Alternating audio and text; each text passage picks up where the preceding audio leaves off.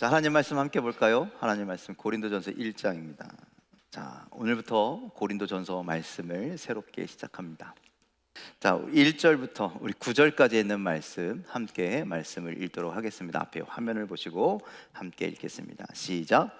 하나님의 뜻을 따라 그리스도 예수의 사도로 부르심을 받은 바울과 형제 소스데네는 고린도에 있는 하나님의 교회 곧 그리스도 예수 안에서 거룩하여지고 성도라 부르심을 받은 자들과 또 각처에서 우리의 주 곧 그들과 우리의 주 되신 예수 그리스도의 이름을 부르는 모든 자들에게 하나님 우리 아버지와 주 예수 그리스도로부터 은혜와 평강이 있기를 원하노라.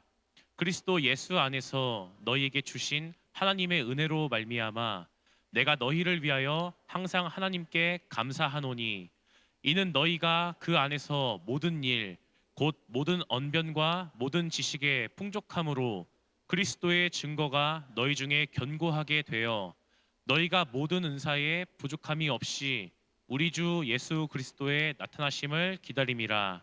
주께서 너희를 우리 주 예수 그리스도의 날에 책망할 것이 없는 자로 끝까지 견고하게 하시리라. 너희를 불러 그의 아들 예수 그리스도 우리 주와 더불어 교제하게 하시는 하나님은 미쁘시도다. 아멘. 아멘. 할렐루야. 오늘도 예배 나오신 여러분들 말씀 안에 크신 은혜가 여러분들에게 들려주시기를 임하시기를 주님의 이름으로 간절히 축원을 드립니다.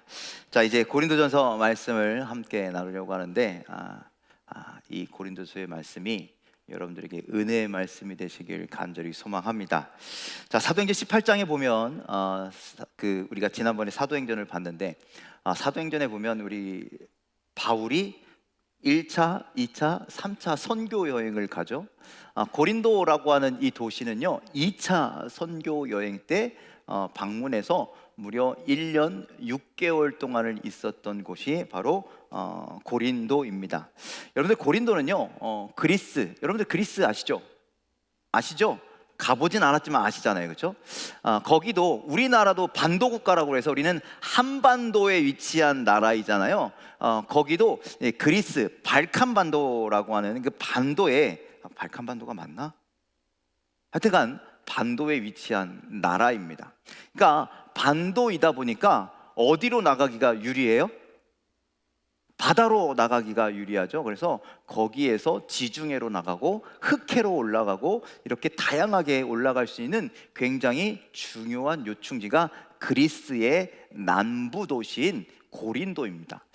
제가 알기로 고린도가요 그리스의 2대 도시, 3대 도시 정도 되거든요. 그러니까 우리나라로 치면 부산 정도에 해당하는 그런 아주 큰 번성한 도시입니다.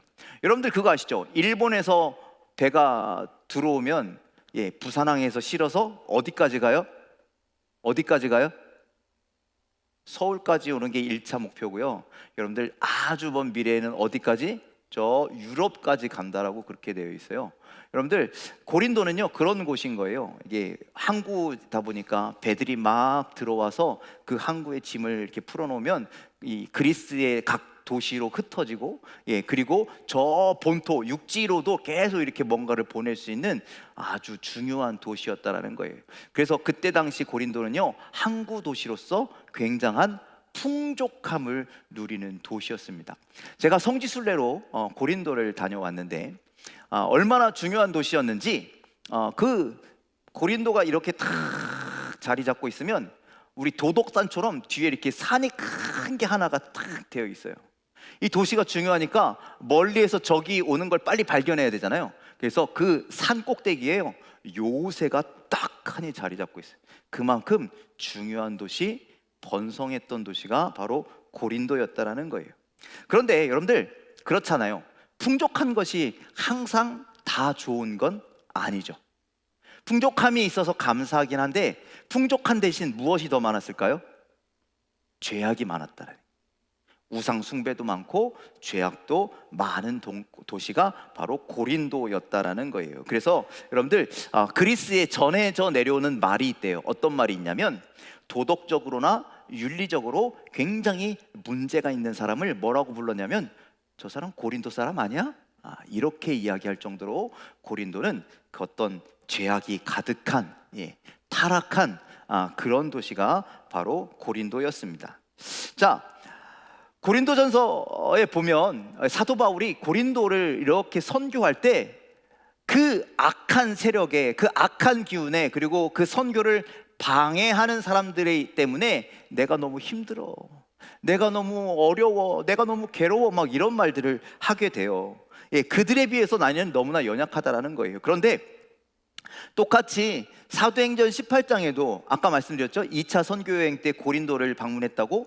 거기에서는 뭐라고 말씀하냐면요, 환상 가운데 하나님께서 그런 어려움을 당하고 있는 바울에게 복음을 전하는데, 이 죄 많은 도시가 너에게 힘들지라도, 너를 방해하는 세력이 있을지라도 말씀 전하는 것을 멈추지 말아라, 담대하게 복음을 전해라 라고 그렇게 말씀합니다. 왜 그렇게 할 수 있을까? 하나님이 너와 함께 하시겠다. 이 복음의 일을 멈추지 말아라. 하나님이 너와 함께 하시니 대적할 자가 없을 것이다. 그들이 아무리 강력해 보여도, 그들의 반대 세력이 아무리 심하다 할지라도 걱정하지 마, 근심하지 마, 하나님이 함께 할 거야. 그래서 여러분들, 고린도가 여러분들 그렇게 힘든 도시이긴 했지만요, 이 고린도 교회가요 세워집니다. 든든히 세워집니다. 그래서 여러분들, 고린도에서 여러분들 우리가 듣기만 해도 굉장히 든든했던 그 바울의 동역자, 여러분들 아굴라와 브리스길라 여러분들 기억하시죠? 여기가 고린도에서 만난 동역자입니다. 뿐만 아니라 유스도라고 하는 사람을 통해서 그 집에서 교회가 시작되고, 또 1년 6개월 동안 수많은 사람들이 이렇게 복음을 받아들이고 전도했는데, 유대인 중에 회당장이었던 그리스보라고 하는 사람도 전도되었으니까, 여러분들 회당장 정도가 전도되었을 것 같으면 수많은 사람들이 복음을 듣고 하나님을 믿는 그 믿음의 교회, 믿음의 사람들로 변화되었다라는 것을 보여줍니다. 죄악이 가득한 고린도였지만 이렇게 거기에 교회가 세워지고 사람들이 복음의 능력으로, 선한 능력으로 그렇게 믿음으로 살아가더라는 거예요. 1년 6개월 동안 이런 놀라운 변화가 일어났습니다. 1년 6개월 복음을 전하고 이제 사도 바울이 다른 도시로 선교 여행을 계속 가게 되죠. 그런데 나중에 고린도에서 소식이 들려오는데 안타까운 소식이 들려와요. 여러분들, 그 고린도가 어떤 도시였다고요? 죄악이 가득한 도시였더래. 오늘 우리 새벽에 그런 말씀 잠깐 나눴는데, 까마귀 노는 곳에 백로야 가지 말라 그랬는데, 이 백로들이 꺼멓게 물들어 버렸더래. 그리스도인들이요, 세상에 선한 영향력을 끼얹혀야 되는데 자꾸 악한 영향력에 물들어 버려서, 여러분들 그렇잖아요. 순수한 기독교가 아니라, 순결한 기독교가 아니라 세상의 것들을 자꾸 이렇게 갖고 들어와서 이렇게 뒤섞여 버린 불편한 기독교가 되어 버렸다라는 것이죠. 그래서 고린도 교회에 이러한 어려운 일들이 생기고, 또 교회 안에 이러한 문제가 생겨서 그 갈등과 분열 때문에 어려움을 당한다는 소식을 듣고, 이 바울이 고린도에 편지를 쓴 것이 바로 고린도 전서라는 것이죠. 오늘 그 말씀을 함께 좀 나누려고 합니다. 그래서 1장부터 우리 고린도 교회에 대한 인사가 나오는데, 그 인사의 말씀을 함께 잠시 나누도록 하겠습니다. 우리 1장 1절 말씀 함께 읽습니다. 시작. 하나님의 뜻을 따라 그리스도 예수의 사도로 부르심을 받은 바울과 형제 소스데네는. 자, 바울은 자신을 뭐라고 소개합니까? 예수 그리스도의 사도라고 그렇게 얘기합니다. 여러분들, 사도의 기준이 뭔지 아시죠? 사도의 기준이 뭐예요? 예수님의 제자들, 예수님과 함께 했었던 그 사람들이 사도예요. 그런데 바울은 어때요? 사도였어요? 아니었어요? 아니었죠. 그런데 우리 다메섹 도상에서 예수님을 만났다 그러네요. 본인을 그래서 사도라고 그렇게 이야기합니다. 자기를 소개합니다. 사도란 보냄을 받은 자, 부르심을 받은 자, 이런 의미가 있어요. 그러니 여러분들, 나는 어떤 사람이라는 거예요? 고린도 교회 성도들에게 뭐라고 이야기하는 거예요? 나는 보내심을 받은 사람이야 라고 그렇게 이야기합니다. 이거 얼핏 잘못 들으면 너나랑 좀 달라, 이런 거죠. 여러분들이 성도이면 나는 목사야, 이렇게 얘기하는 거랑 좀 비슷한 것 같지 않아요? 어떻게 들으면 되게 교만하게 들리는데 이거 나 자랑하려고 내가 지금 바울이 사도라라고 소개하는 것이 아니다라는 거예요. 내가 뭐 대단한 사람이라고 나를 사도로 이렇게 소개하는 것이 아니라 지금 내가 하나님의 부르심을 받아 하나님의 택하심을 받아 너희들에게 이 이야기를 하는 거니까 내가 지금 전하는 이야기는 누구의 이야기라는 거예요? 나의 개인적인 의견을 너희에게 이야기하는 것이 아니라 하나님의 뜻을 너희에게 전달하는 거야. 그러니 사람의 말로 듣지 말고 누구의 말로? 하나님의 말씀으로 들어라 라고 하는 것이 1장의 1절에 담겨 있는 말씀입니다. 여러분들 말씀을 들을 때 그렇게 들어야 합니다. 오늘 이 앞에 있는 목사의 개인적인 이야기가 아니라 누구의? 하나님의 말씀이 들려지게 되기를 간절히 소망합니다. 우리가 들을 때마다 여러분들이 그렇게 들려지고 하나님의 말씀으로 들려지고 하나님의 그 말씀이 믿어지고 그래야 여러분들 우리가 말씀대로 살아갈 수 있는 힘과 능력이 생긴다라는 거예요.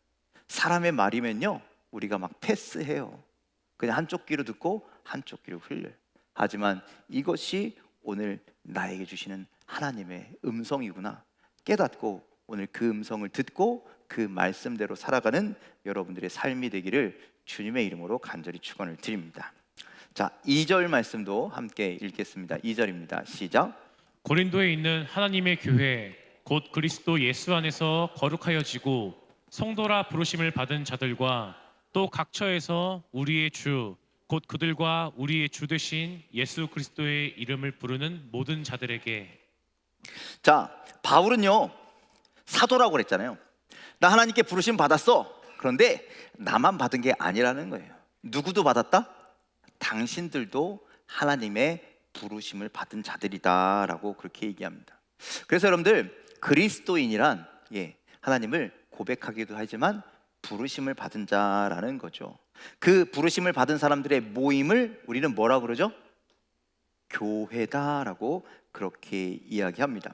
그런데 앞에 보니까 그렇게 있어요. 고린도에 있는 하나님의 교회. 여러분들 이 교회를 세우는데 누가 가장 큰 역할을 했을까요? 사도 바울 아니겠어요?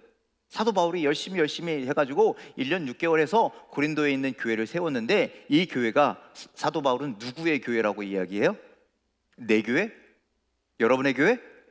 하나님의 교회다라고 그렇게 이야기합니다. 여러분들 고린도 교회뿐이 아니라는 거예요. 여러분들 사도행전 20장 28절 말씀도 함께 좀 읽겠습니다. 시작. 여러분은 자기를 위하여 또는 온 양떼를 위하여 삼가라. 성령이 그들 가운데 여러분을 감독자로 삼고 하나님이 자기 피로 사신 교회를 보살피게 하셨느니라. 자, 이 말씀은 바울이 에베소를 떠나면서 에베소에 있는 장로들에게 이야기하는 거예요. 너희들이 여기에 감독자가 되어서 이 교회를 보살펴야 된다라고 이야기하면서 이 교회를 어느 교회라고 이야기해요? 하나님이 자기 피로 사신 교회들. 이 교회는 지금 에베소 교회를 이야기하는데 이거 당신들이 감독자일 뿐이지 이 교회는 당신들의 교회도 아니고 내가 세운 교회도 아니고 하나님이 자기 피로 사신 교회입니다 라고 이야기하는 거예요. 여러분들 고린도 교회, 에베소 교회 이 두 교회만 하나님의 교회겠습니까? 아니겠죠?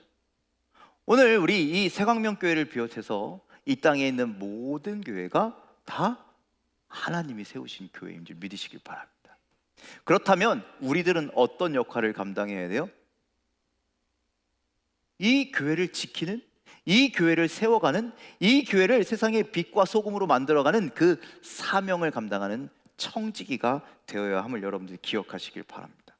여러분들, 그러니 우리는 어떤 사명을 감당해야 되냐? 청지기의 사명을 감당해야 돼요. 아까 성경에 보니까 감독자라고 되어 있네요. 그 감독자의 사명을 감당해야 돼요. 여러분들 맡은 그 직분에 합당한 사명들을 감당하실 때 교회가 하나님의 교회로 바르게 세워져 간다는 사실을 여러분들 기억하시길 바랍니다. 여러분들에게 주어진 사명이 무엇입니까? 여러분들에게 맡겨진 십자가가 무엇입니까? 여러분들 그것들을 무겁다고 내려놓지 마십시오. 나 아니면 딴 사람들이 하겠지? 내팽개치지 마십시오. 여러분들이 맡은 사명을 잘 감당하시는 부름받은 청지기가 다 되시기를 주님의 이름으로 간절히 축원을 드립니다. 자, 그리고 2절 중간쯤에 보면은 이렇게 되어 있어요. 우리의 주 곧 그리스도와 우리의 주 곧 그들과 우리 주 대신 예수 그리스도의 이름을 부르는 모든 자들에게, 이렇게 되어 있어요. 끝에, 그렇죠? 지금 예수 그리스도의 이름을 뭐 한다고요? 부른다. 그냥 지나가다가 예수님 하는 게 아니라 예수님을 고백한다라는 거예요. 기도한다라는 거예요. 여러분들 예수 그리스도를 고백하십니까? 고백하십니까? 뭐라고 고백하세요? 뭐라고 고백하세요? 여기에 나와 있는 것처럼 우리 주라고 고백하시길 간절히 소망합니다. 주라고 하는 것 알잖아요. 여러분들 이 당시에 이 헬라 로마의 문화권에 있었던 이 모든 사람들에게요, 주인은 딱 한 사람이었어요. 누구? 황제 한 사람이었어요. 그런데 이들이요, 황제를 나의 주인이라고 고백하지 않겠다라는 거예요. 누가 나의 주인이라고요? 예수 그리스도가 나의 주인이십니다. 당신이 나의 주인이라고 그렇게 고백하는 거라는 거예요. 여러분들 이거 믿음 있어야 가능한 고백 아니겠습니까? 여러분들 이 고백이 누구의 고백이냐면, 내가 예수님의 그 손바닥에 손가락을 넣지 않고는, 내가 창자국에 손을 넣어보지 않고는 나는 못 믿겠어 라고 의심했던, 그 의심 많았던 도마의 고백입니다. 도마가 예수를 보고 예수님 나의 주님이십니다 라고 그렇게 고백해요. 여러분들 오늘 믿음 없는 우리가, 믿음이 흔들리는 우리가, 믿음이 연약한 우리가 주님을 그렇게 고백하게 되기를 주님의 이름으로 간절히 소망합니다. 여러분들의 삶 가운데 내가 나의 주인이 아닙니다. 세상이 나의 주인이 아닙니다. 오직 주님께서 내 삶의 주인이십니다. 그것을 믿음으로 고백하며 믿음으로 나아가는 우리들의 삶이 다 되시기를 간절히 소망합니다.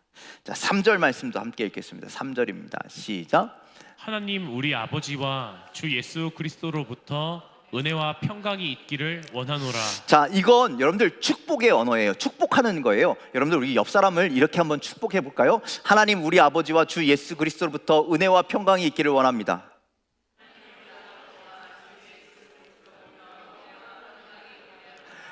이거 길다, 그쵸? 그래서 우리가 짧게 합시다. 은혜와 평강이 있기를 원합니다. 야, 이렇게 하니까 되게 간단하고 좋다, 그쵸? 근데 이렇게 해도 되는 이유가 뭐냐면, 여러분들 은혜와 평강은 누구만 주실 수 있을까요? 하나님 아버지만 주실 수 있는 거예요. 우리를 구원하시고 우리를 살리시고 우리를 회복하시기로 작정하신 그분만이 우리에게 은혜를 주실 수 있다라는 거예요. 또 예수 그리스도 이 땅에 오셔서 우리를 위해서 십자가를 지시고 고난을 당하시고 십자가를 지시고 다시 부활하신 그 예수 그리스도의 십자가만이 우리에게 은혜와 평강을 주시는 줄 믿으시길 바랍니다. 그러니 여러분들 우리가 예배하고 우리가 기도하고 우리가 믿음으로 살아갈 때 우리의 삶의 우선순위가 누구에게 있을 때? 예수 그리스도 하나님께 향할 때 우리에게 이 은혜와 평강이 임하시는 줄 믿으시길 바랍니다. 아멘. 자, 1절로 4절 말씀 이제 들어가도록 하겠습니다. 1절 4절입니다. 함께 읽습니다. 시작. 그리스도 예수 안에서 너희에게 주신 하나님의 은혜로 말미암아 내가 너희를 위하여 항상 하나님께 감사하노니 이는 너희가 그 안에서 모든 일 곧 모든 언변과 모든 지식의 풍족함으로 그리스도의 증거가 너희 중에 견고하게 되어 너희가 모든 은사에 부족함이 없이 우리 주 예수 그리스도의 나타나심을 기다림이라. 자, 바울은요 고린도 교회와 성도들을 향한 하나님의 은혜, 하나님께서 은혜를 주신 하나님께 감사한다라고 그렇게 표현하고 있어요. 하나님께 내가 감사해. 왜? 하나님께서 너희에게 은혜를 주셨기 때문에. 그래서 하나님께서 주어진 은혜를, 은사를 너희들이 충분히 받았어 라고 그렇게 얘기합니다. 왜? 그렇게 조금 아쉬워하는 사람들이죠. 하나님 나에게 왜 은혜를 안 주셔? 하나님 나에게 왜 은사를 안 주셔? 그런데 여러분들 우리가 몰라서 그렇죠. 우리가 찾아볼 수 없어서 그렇죠. 하나님 분명히 우리에게 은혜를 주고 계심을 믿으시길 바랍니다. 감춰져 있는 은사도 가득한 줄 믿으시길 바랍니다. 여러분들 기도하고 찾아내십시오. 그것을 여러분의 것으로 만드시기를 주님의 이름으로 간절히 축원을 드립니다. 자, 5절에 보니까 어떤 은혜를 고린도 교회에게 주셨냐면 모든 언변과 모든 지식이래요. 모든 언변과 모든 지식은 뭘까요? 이게 은사인데요, 하나님을 아는 지식, 또 하나님을 설명할 수 있는 언변, 즉 믿음, 뭐 이런 것들을 이 고린도 교회에 가득 주셨다라는 거예요. 여러분들 물론 우리 뒤에 가면요, 고린도 교회, 우리가 그 고린도전서에 굉장히 유명한 성경이 있죠. 뒤에 가면은 사랑은 언제나, 그래서 믿음, 소망, 사랑 중에 이 가지 세 가지 영화일 건데 그 중에 제일은 뭐라고요? 사랑이라. 그것이 가장 소중한 은사다. 그 은사를 간구해라. 그래서 여러분들 고린도전서에서는요, 은사에 대한 이 논쟁이 나와요. 왜 그러냐면 이 고린도 교회 사람들이요, 내가 받은 은사는 뭐야? 내가 받은 은사는 뭐야? 그래서 내 은사는 중요해, 내 은사는 소중해, 내 은사는 굉장히 커. 근데 너는 아무것도 아니네. 이렇게 해서요, 사람들이요, 은사가 좋고 나쁘고를 등급을 매겼다는 거예요. A등급, B등급, C등급. 그래서 나중에 은사를 자랑하고 또 은사를 멸시하고 막 이런 문제들이 교회 안에 발생되기는 했는데, 여러분들 은사가 나쁜 것이 아니라 은사를 대하는 태도가 잘못됐다는 거예요. 하여튼 간에 여러분들 오늘 말씀에서는 바울은 고린도 교회가 받은 은혜가 있고 고린도 교회가 받은 은사가 있기 때문에 내가 하나님 앞에 너무나 감사한다라고 그렇게 이야기합니다. 왜냐? 여러분들 우리의 은사는 무엇을 위한 겁니까? 나 이름을 드높이기 위한 겁니까? 아니잖아요. 무엇을 위한 겁니까? 하나님의 이름을 위해서, 하나님의 영광을 위해서, 또 수많은 세상의 영혼들을 위해서 그들을 살리고 그들을 구원하라고 주신 그 은사, 능력임을 여러분들 기억하시길 바랍니다. 우리가 그 은사를 믿음으로 잘 사용하면, 주님의 뜻대로 사용하면요, 우리의 믿음이 어떻게 되냐? 더욱 견고해진다라는 거예요. 주님 오시는 그날까지 우리가 기다려야 되는데, 이 은사를 잘 사용하면 우리가 분명히 도움을 받고 우리가 흔들리지 않는 믿음으로 살아갈 것임을 바울은 확신했다라는 거예요. 그러니 여러분들 받은 은사가 있으시다면 무엇을 위해서 사용하셔야 됩니까? 하나님을 위해서, 예수 그리스도를 위해서, 복음을 위해서 그 은사를 믿음으로 사용하시길 바랍니다. 그러면 여러분들의 믿음이 더욱더 굳건해 주실 것이고, 주님이 오시는 그날까지 우리의 삶이 이 세상에서 그 어떤 환경이 우리에게 온다 할지라도 흔들림이 없게 될 줄 믿습니다. 그런 아름다운 은사를 지켜나가는, 아름다운 은혜를 지켜나가는 여러분들의 삶이 되시길 주님의 이름으로 간절히 축원을 드립니다. 그래서 뒤에 8절 9절 이렇게 이어져 가는 거예요. 8절 9절 말씀도 읽겠습니다. 시작. 주께서 너희를 우리 주 예수 그리스도의 날에 책망할 것이 없는 자로 끝까지 견고하게 하시리라. 너희를 불러 그의 아들 예수 그리스도의 우리 주와 더불어 교제하게 하시는 하나님은 미쁘시도다. 자, 끝까지 어떻게 하신다고요? 견고하게 하시리라. 그 은사로, 그 은혜로 말미암아 우리의 삶이, 믿음의 삶이 질책당하고 책망당하지 않는 끝까지 견고한 삶이 되게 해주시겠다라고 그렇게 말씀합니다. 그러면서 우리를 그렇게 하시는 예수 그리스도, 그리고 그분과 교제하게 하시는 하나님은 어떤 하나님? 미쁘신 하나님이다라고 그렇게 말씀하는 거예요. 여러분들, 미쁘시다라는 뜻이 뭐예요? 믿을만하다. 우리 하나님 정말 믿을만해, 신실하셔, 신뢰할 만해, 그런 분이 우리 하나님이시라는 거예요. 그래서 사도 바울은요, 하나님은요 우리를 끝까지 책임지신다라는 것을 확신하고 있어요. 여러분들, 하나님이 우리를 끝까지 책임져 주실 줄 믿으십니까? 중간에 포기하시면 어떻게 해요? 중간에 우리를 버리시면 어떻게 해요? 나 몰라라 하시면 어떻게 해요? 근데 우리 하나님이요 그럴 분이 아니시라는 거예요. 우리 하나님이요 그런 분이 아니라는 거예요. 한번 붙잡으면요 끝까지 붙잡으시는 분이시고요, 한번 사랑하시면요 끝까지 사랑하시는 분이시라는 거예요. 하나님 그런 미쁘신 좋은 하나님이심을 믿으시길 바랍니다. 그러니 우리가 그분을 바라보면 돼요. 우리 삶 가운데 흔들리는 마음이 있을 때마다, 어려운 마음이 있을 때마다, 고난된 일이 있을 때마다 누구를 바라보라고요? 미쁘신 하나님을 바라보십시오. 여전히 내 옆에 계신 하나님을 바라보십시오. 여전히 나를 위해서 일하고 계시는 하나님을, 신실하신 하나님을 바라보십시오. 그분이 오늘도 우리와 더불어 함께 이 삶을 살아가고 계십니다. 우리를 위해서 지금도 수고하고 계십니다.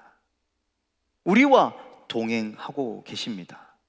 그 미쁘신 하나님과 끝까지 동행하는 믿음의 삶이 되기를 주님의 이름으로 간절히 축원을 드립니다. 자, 여러분들 이렇게 1절부터 9절까지 말씀 우리가 잠깐 보았는데요. 여러분들 여기에 예수 그리스도라고 하는 말이요 무려 9번이나 등장합니다. 9번. 자, 바울이요 모든 문장마다 의도적으로 예수 그리스도라고 하는 단어를 넣는 거예요. 아까 처음에 말씀드렸죠. 사도, 내가 너희랑 달라. 나는 목사니까 이렇게 하니까 좀 들어 라고 이야기하는 게 아니라 지금 내가 하는 모든 이야기들은 누가 하는 이야기라는 거예요? 예수 그리스도의 말이야.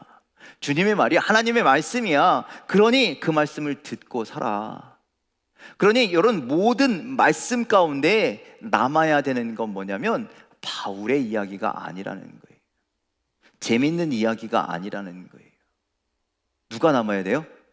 예수 그리스도의, 그리고 예수 그리스도의 말씀이 남게 되기를 주님의 이름으로 간절히 축원을 드립니다. 여러분들 오늘 하루 종일 뭐 하셨습니까? 오늘 하루 종일 어디에 계셨습니까? 오늘 하루 종일 어떤 일들을 하셨습니까? 여러분들이 살아간 모든 자리에서 여러분들 우리의 흔적이 나타날 텐데, 흔적이 남을 텐데 그 흔적이 우리의 이름이 되어서는 안 된다라는 거예요. 누구의 이름이 되어야 된다고요? 예수 그리스도의 이름이 되시길 간절히 소망합니다. 예수 그리스도의 향기가 되길 간절히 소망합니다. 예수 그리스도의 흔적, 예수 그리스도의 이름이 여러분들이 지나간 자리마다 새겨지게 되기를 주님의 이름으로 간절히 축원을 드립니다. 사도 바울은 자신이 택함을 받아 부르심을 받았지만 고린도 교회의 모든 성도들이 나를 기억하는 것이 아니라 그리스도를 기억하고 그리스도를 생각하고 그리스도를 마음에 새기고 그렇게 살아가길 원했습니다. 그래야만이 이 고린도라고 하는 성읍에서, 이 고린도라고 하는 타락한 세상에서 그들이 믿음으로 승리할 수 있기 때문이죠. 여러분들도 마찬가지입니다. 이 세상에 수많은 일들이 있고 수많은 어려움들이 있고 수많은 고난이 있겠지만 거기서 내가 내 힘으로 살아가는 것이 아니라 하나님의 부르심 받은 자로 살아가게 되기를 주님의 이름으로 간절히 축원을 드립니다. 그리고 그리스도를 바라보며 살아가시길 간절히 소망합니다. 그리스도를 나타내며 살아가시길 간절히 소망합니다. 그리스도를 새기며 기억하며 살아가길 간절히 소망합니다. 그래서 그 믿음을 가지고 그 신앙의 삶을 가지고 이 세상을 이겨나가는 아름다운 믿음의 성도 여러분들이 다 되시길, 우리 새강명교회가 되기를 주님의 이름으로 간절히 축원을 드립니다. 기도하겠습니다.